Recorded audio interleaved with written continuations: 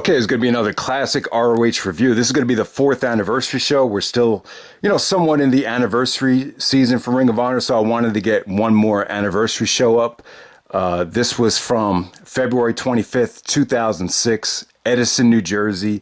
It's actually part of the Milestone series, the awesome Milestone series, and it's probably one of the weaker shows in the Milestone series. But the Milestone series, especially when you get to WrestleMania weekend, those are some of the best Ring of Honor shows ever, as a lot of us know. So yeah, man, fourth anniversary show, really underrated show. Really went under the radar. It doesn't get a lot of love in terms of the Milestone series or when you talk about the catalog of anniversary shows. So let's get right down to it.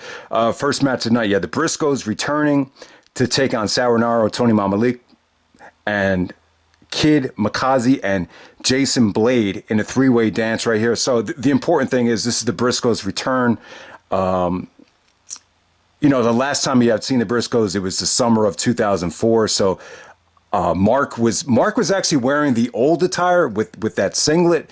Jay looked like he had transformed his attire without the singlet. So it was kind of a mix of the old school Briscoes and the new school Briscoes. But when the Briscoes returned, man, they came back with a bang. They were more muscular, more athletic.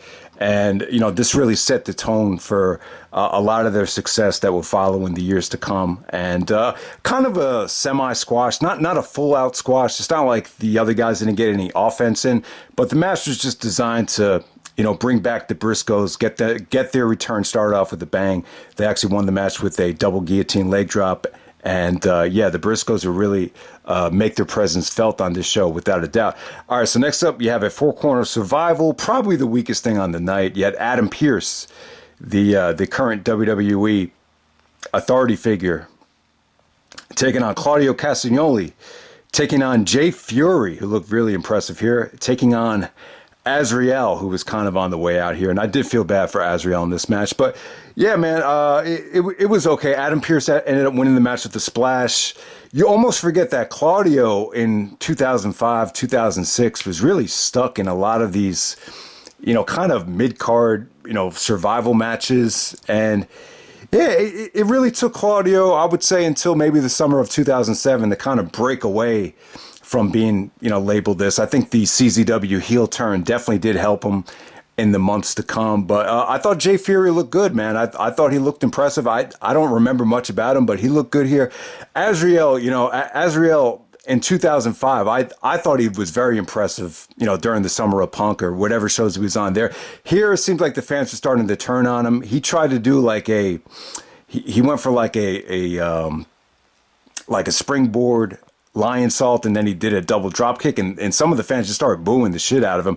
I don't know why. I mean, I guess they thought some of his moveset just came off a little bit dated, and even when Adam Pearce pinned him, Dave Prazak was like, Azrieal probably not coming back to Ring of Honor. So I don't even know if you saw Azrieal after this, but this was probably the weakest thing on the show, but it wasn't bad, though. All these guys look good. And next up, we have Samoa Joe taking on Jay Lethal in a rematch from Manhattan Mayhem. Nowhere near as good as the Manhattan Mayhem match. And it's funny, Lethal, to my recollection, Lethal was 19 years old. He had started debuting in TNA at this time. And this was totally a different character than what you were seeing in TNA at the time. He actually blew his hair out here and very cocky. Jay just trying to be his own man, so he was a heel.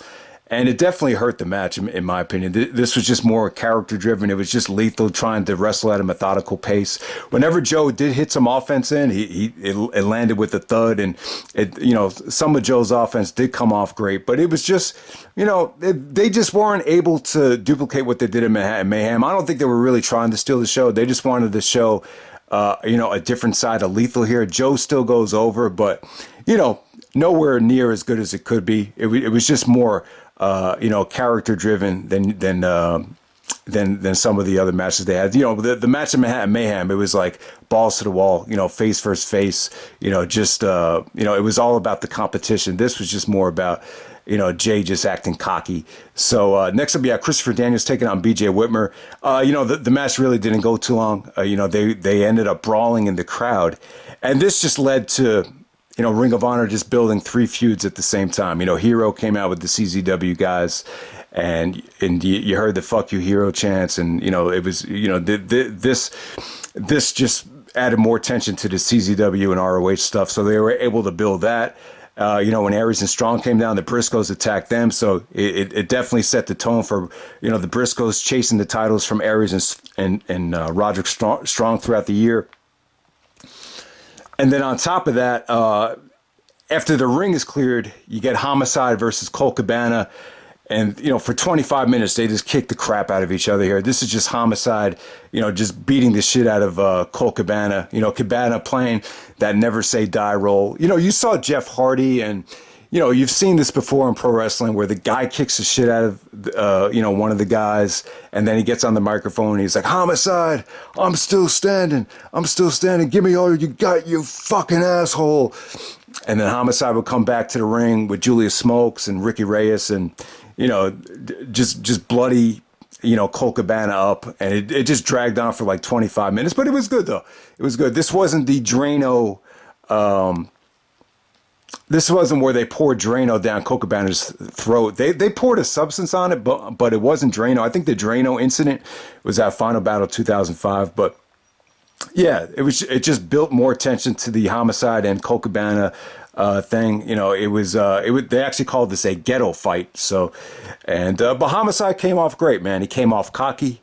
The whole match ends with him saying, "I don't give a fuck about ROH. I don't give a fuck about CZW. All I care about is the Rottweilers and the notorious 187 Homicide." So yeah, man, the Homicide Colt Cabana stuff. This was definitely one of the essential. It's hard to evaluate it as a match. I'd actually go 3.5 because it built that much tension. But yeah, they restarted the match like 3 different times here. All right, so next up you have the ROH World Title match. You have Bryan Danielson taking on Jimmy Rave. All right, so the rest of the card is pretty good throughout here. It's a 2-match show. To be honest with you, this is a 2-match show. Really, nothing on this show is worth checking out except the title matches, the ROH World Title and the tag team title match. But yeah, great matchup right here. And I just want to make a point here. You don't have to wrestle in the main event every single show to make the match, feel special. It's really not about main eventing. It's like just because the match wasn't the main event doesn't mean it wasn't important. You can still make it important by, how you wrestle, how it was booked, how much time it got, and, just how it unfolded here. It was just very well done. And it just shows you, really, this is what made Bryan Danielson's title reign great. Like, I don't ever remember him complaining about not getting the main event. It still got this match got like 40 minutes, so it got a lot of time. But it just shows you the flexibility, because Danielson was a heel, and then he just kind of naturally transitions to playing a babyface like it's not even a thing. So Danielson doesn't really talk shit to the crowd here.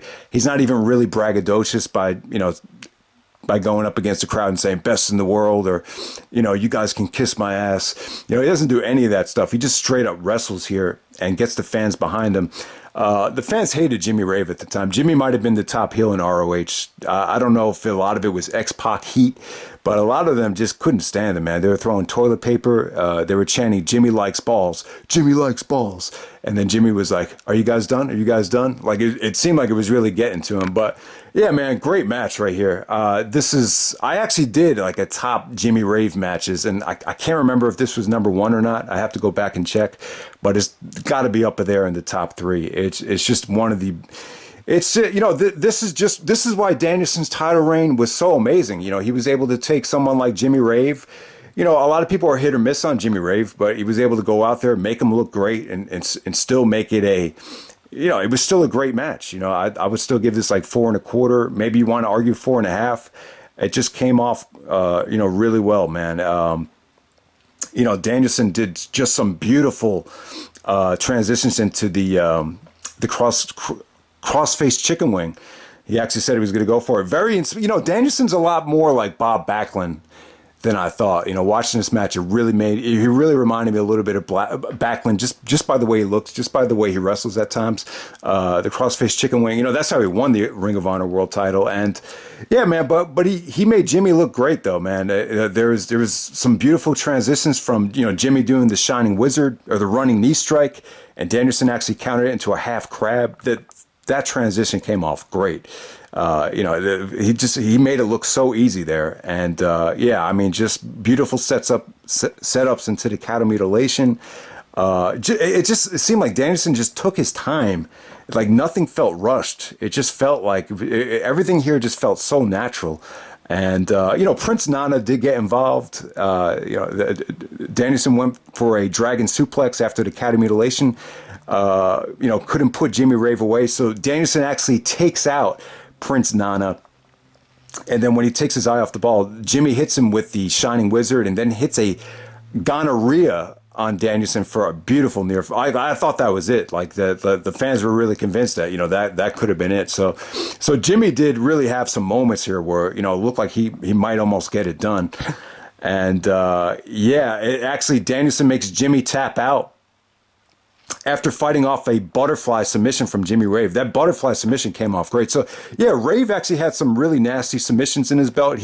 I think this was before he started doing the heel lock. Remember, he actually made Nigel tap out with the heel lock at Final Battle. But you know, the butterfly suplex, that was a nice near submission. And then I think Danielson actually puts him in a bow and arrow, and then he starts elbowing the shit out of his head to get the victory there. But yeah, great match. It went almost 40 minutes. So yeah, this is an example of Danielson taking a mid-carder and elevating him to a great match. So that's how good it was. If you want to see Danielson take someone that a lot of people are kind of hit or miss on and elevating them to great status, it's matches like this that really make, you know, guys like Danielson and Benoit, they're able to get amazing matches out of, you know, solid workers, but not great workers, if that makes any sense. All right, next match, you had Ricky Reyes taking on Jack Evans, the Rottweilers versus Generation Next. Yeah, you know, this kind of depressed the shit out of me, man. I really couldn't get into it. If you can't have at least... If you can't look good against Jack Evans, then there's definitely a problem. I'm just not a big Ricky Reyes fan. The only thing that came off great was the submission where Reyes kind of bent him like a pretzel, which you've seen Jack end up doing a lot of times where the guy actually, you know, really stretches him out with the last submission. But, you know, it was fine for what it was. I just think the match should have been kept a little bit shorter, but I understand that you wanted Jack to get some offense in because you're building it as, you know, a singles match between two factions. But yeah, let's just move on. I really don't have much to say about it. I'm just not a big Ricky Reyes guy. And then the main event for the Ring of Honor Tag Team Championships, you have Austin Aries and Roderick Strong taking on AJ Styles and Matt Sydal. So yeah, man, you know, that was the great thing about Aries and Strong. You know, they were looked at as main eventers. You know, they actually main evented a lot of Ring of Honor shows. And, you know, this is a great selling point. You never really seen AJ and Aries have a lot of singles matches. If you want to see them wrestle, they wrestled at This Means War, which is a pretty underrated match. But, you know, it's a shame. This is one combination in terms of Aries and Styles. Two guys that are great wrestlers, extremely evenly matched, that should have had, you know, at least a TNA or Ring of Honor pay-per-view main event. It's a shame that they didn't get a chance to work as often as, you know, guys like Bryan and Nigel did. But yeah, man, you get to see them go out of here in a tag team environment. And it's funny, like, both teams were pretty much cool with each other. You know, AJ Styles wasn't in Generation Next, but Matt Sydal was. But, you know, AJ would actually team with these guys from time to time when they took on the Embassy.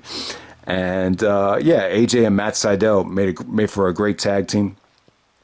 And yeah, man, just great offense from all these guys. You know, Roderick's catalog of matches is just insane. When you combine, probably even more impressive than Aries.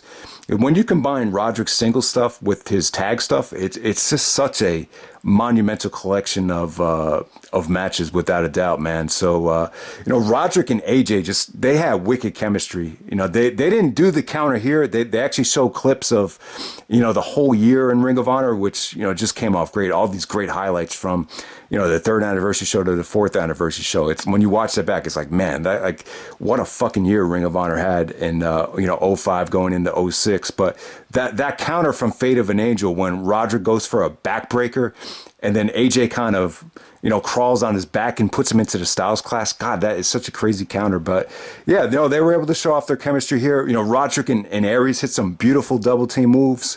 Matt Sydal hit the shooting star press. AJ, he was a little bit more high flying here than ROH. Usually his ROH stuff, he kind of keeps it more ground and pound, doesn't do a lot of high flying. But Roderick delivering the sick kick actually got a holy shit chant. Believe it or not, when Roderick used to hit that, especially back at that time when he was so thick, it let out this huge thud. So man, that was awesome stuff here. Aries actually got the win with the 450 after Roderick hit the sick kick. But yeah, man, just a great tag team match right here. I thought it was great stuff. Very attractive for an anniversary show main event.